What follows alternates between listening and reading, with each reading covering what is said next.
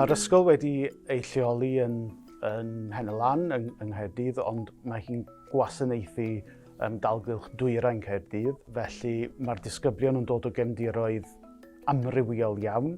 Mae 5 ysgol yn bwydo ni, so Ysgol y Berllandeg, Ysgol Bro Eirog, Ysgol Pen y Pil, Pen y Groes ac Ysgol Glan Morfa.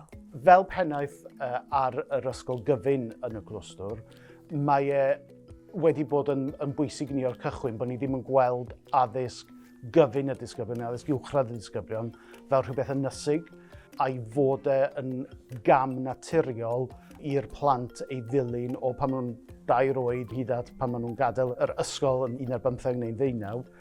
Mae gweithio yn agos fel clwstwr yn golygu bod yn datblygu'r ymdeimlad yna o fod yn un teulu ac o gydweithio tuag at yr un nod ar y diwedd. Ni'n cwrdd fel clwstwr yn wythnosol. Ar fore dydd Mawrth, mae'r penaethiaid a'r dirprwyon neu cynrychiolwyr o'r ysgolion cynradd yn dod ato ni mwyn i ni fedru trafod gwahanol agweddau ar y cwricwlwm. Wel, da ni wedi bod wrthi rwan ers tua 4 blynedd erbyn hyn, a da ni cydweithio'n dda iawn fel clwstwr ar lefel penaethiaid a dirprwyon a hefyd o ran athrawon pob blwyddyn sydd hefyd wedi cyfarfod yn gyson mwyn i nhw gael llais nhw yn y cynllunio hefyd. O ran y weledigaeth, wnaethon ni lot o waith ymchwil gyda rhieni, y plant, y disgyblion, llywodraethwyr ac yn y blaen ar staff a gweld beth o'n ni yn teimlo oedd angen arno ni fel clwstwr ar gyfer ein cwricwlwm newydd ni a edrych ar beth oedd yn bwysig i bawb. Allan o hynny ddaeth hanes Cymru i'r blaen a felly dyna lle ddechreuon ni yn gwaith. Hefyd, ni'n cael cyfarfodydd maes. Enghraifft, bydd y cydlynwyr rhifedd a mathemateg o'r cynradd yn dod ato ni i gydweithio gyda'r adran mathemateg fan hyn, neu ar hyn o bryd mae'r gwyddonwyr o'r cynradd yn dod i gwrdd yn adran gwyddoniaeth ni mwyn trafod yr maes gwyddoniaeth a thechnoleg.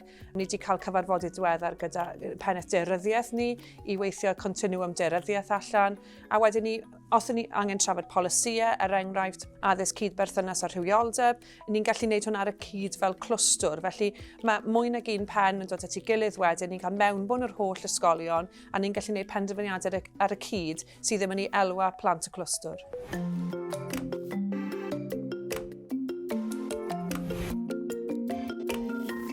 Y bwriad wrth i ni awduro cwricwlwm ar y cyd fel clwstwr yw bod y plant yn cael profiadau tebyg yn yr ysgolion cynradd. Maen nhw'n cyrraedd blwyddyn 7 wedyn, wedi astudio'r un fath o themâu, wedi profi'r un fath o brofiadau a wedi datblygu'r un fath o sgiliau.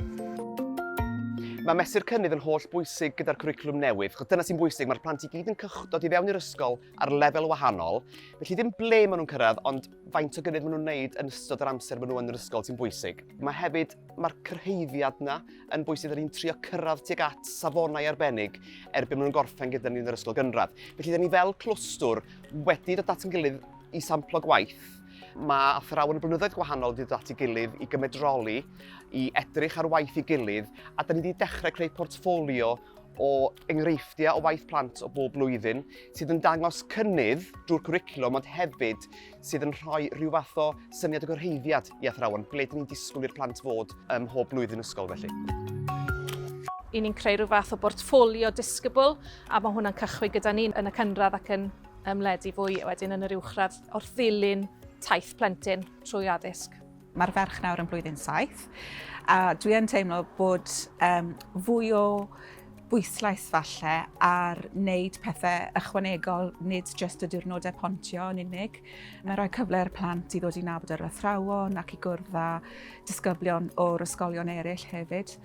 A wedyn pan maen nhw'n dechrau yn y mis Medi na i flwyddyn 7, maen nhw'n teimlo yn fwy cartrefol, bod nhw'n perthyn yn barod. Ni wedi awduro polisi, asesu ag adrodd ar y cwricwlwm newydd, achos oedden ni'n gweld hwn yn datblygu mewn ffordd hollol wahanol efallai i'r hyn ni wedi wneud o'r blaen, ac yn edrych fesul tymor a sut ni'n mynd i gyfathrebu gyda rhieni gyda'r cwricwlwm newydd. A wedyn ni wedi ail-edrych ar yn adroddiadau, enghraifft, fel bod nhw falle'n adroddiadau mwy holistig yn symud mlaen, bod nhw'n cwmpasu'r 4 diben, bod nhw a fwy o fewnbwn o ran yr hyn sy'n bwysig yn y meysydd dysgu. A mae hwnna yn galluogi ni roi darlun clir i rieni o'r hyn sy'n digwydd o ran y wybodaeth, y sgiliau'r profiadau mae'r plant yn cael gyda'r cwricwlwm i Gymru.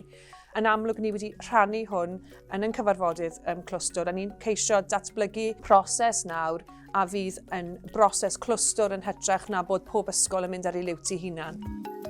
Mae wedi bod yn fuddsoddiad o ran mynychu Ysgol Bro Edern pob barod i Mawrth, ond y fuddsoddiad gwerthfawr iawn, dwi'n meddwl, o ran y cydweithio.